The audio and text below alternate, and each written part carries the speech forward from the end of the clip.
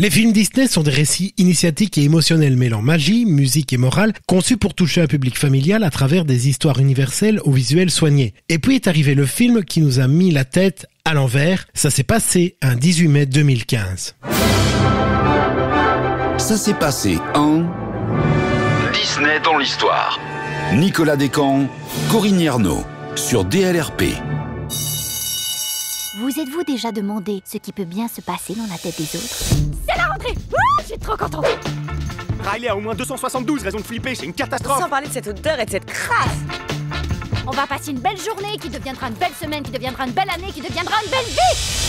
Bonjour Corinne, c'est un monde innovant que Pixar nous propose ce jour-là, une histoire qui explore avec créativité et sensibilité le monde intérieur. Bonjour Nicolas, 18 mai 2015, voilà l'avant-première d'un film d'animation signé Pixar qui a changé la manière dont le cinéma s'adresse à l'intériorité, aux émotions et même à la psychologie de l'enfant. Je veux parler de Vice Versa ou Inside Out en version originale. Et une avant-première en grande pompe, puisqu'il ne s'agit pas moins que d'être présenté au Festival de Cannes. C'est un film à la fois lumineux et profond qui réussit à représenter un monde abstrait, celui de notre vie émotionnelle, à travers des métaphores visuelles puissantes et accessibles. Et ça, ce n'est pas rien. Mais est-il possible de résumer une histoire aussi intérieure que celle qui est décrite? Dans Vice Versa, 5 émotions, joie, tristesse, peur, dégoût et colère, guident la vie de Riley, une fillette qui déménage à San Francisco. Quand joie et tristesse disparaissent du centre de contrôle de ses émotions, Riley sombre dans le chaos. Grâce à un voyage à travers sa mémoire, Joie comprend que la tristesse est nécessaire pour exprimer ses vrais sentiments. Finalement, Riley apprend à accepter ses émotions mixtes et à grandir dans sa vie nouvelle. Mais d'où vient donc cette idée folle de personnifier les émotions dans le cerveau d'une fillette de 11 ans? C'est en 2009 que Pete Docter, celui qui réalisera le film, observe le changement de comportement de sa fille. Elle, qui avait été une enfant joyeuse, extravertie, très imaginative, est devenue, en approchant de la préadolescence, plus silencieuse, renfermée.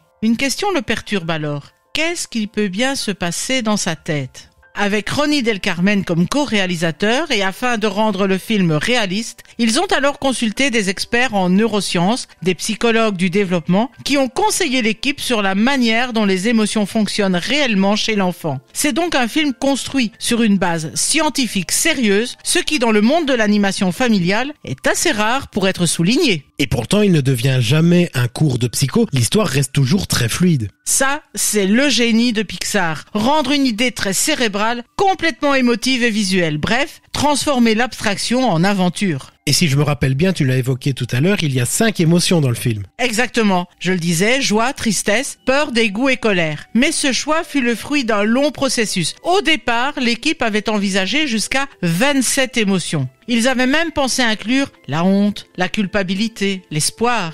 On comprend que pour des raisons de clarté narrative, on les a réduits à 5. Mais ce choix n'est pas arbitraire. Il est basé sur les recherches de Paul Ekman qui a identifié un petit nombre d'émotions universelles. Celles qui se retrouvent dans toutes les cultures à tous les âges. Parmi elles, la joie, la colère, la peur. Puis on a ajouté la tristesse, bien que longtemps négligée dans la culture populaire. Et puis le dégoût, souvent sous-estimé mais très présent chez les enfants, dans les premières années du moins, où ils apprennent à dire non et à rejeter, mais aussi à affirmer leur goût. Dans le film, chaque émotion est donc un personnage avec un tempérament bien défini. Joie, par exemple, est littéralement lumineuse, elle brille, au sens propre. Tristesse, elle, est tout en lenteur, en hésitation. Ce contraste est au cœur du conflit du film. Joie veut toujours tout contrôler, être celle qui gère la vie de Riley. Elle apprendra que tristesse a aussi une fonction et une valeur. Et c'est d'ailleurs le grand basculement du film, comprendre que la tristesse n'est pas une erreur mais une nécessité. Exactement. Dans notre culture, on a tendance à opposer bonheur et tristesse. Vice versa montre que les deux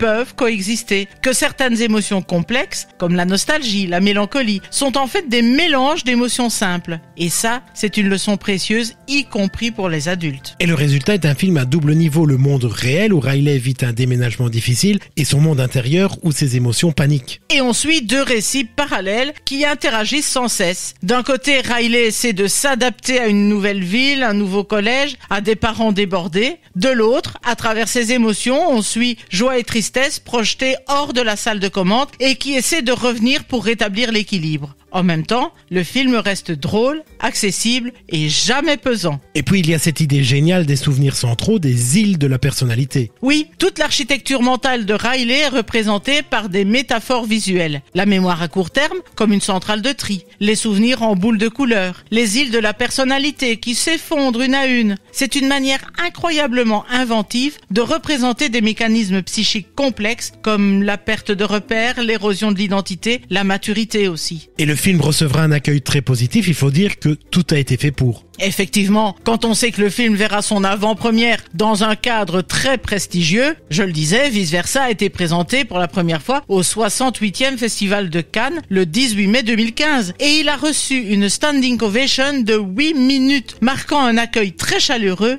et prestigieux. Nul doute que cette avant-première à Cannes a largement contribué à créer un fort engouement critique et public d'ailleurs avant sa sortie commerciale en le positionnant comme un film très attendu. À sa sortie le 19 juin, le film est unanimement salué. Les critiques sont dithyrambiques et il sera récompensé par l'Oscar du meilleur film d'animation. Mais il marque surtout par l'impact émotionnel qu'il laisse. Il y a d'ailleurs un personnage que nous n'avons pas évoqué, c'est celui de Bing Bong. Bing Bong, c'est l'ami imaginaire que Riley abandonne dans sa mémoire.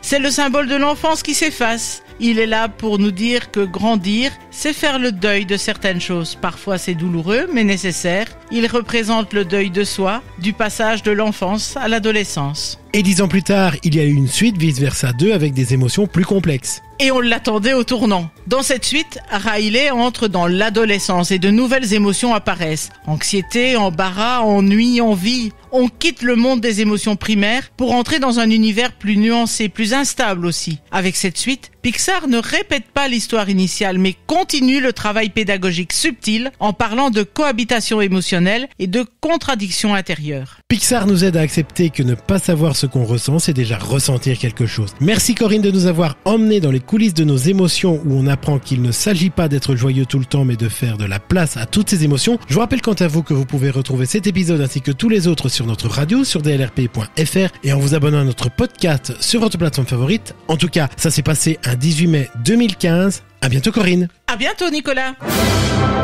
Rendez-vous samedi prochain pour un nouvel épisode de Ça s'est passé en sur DLRP.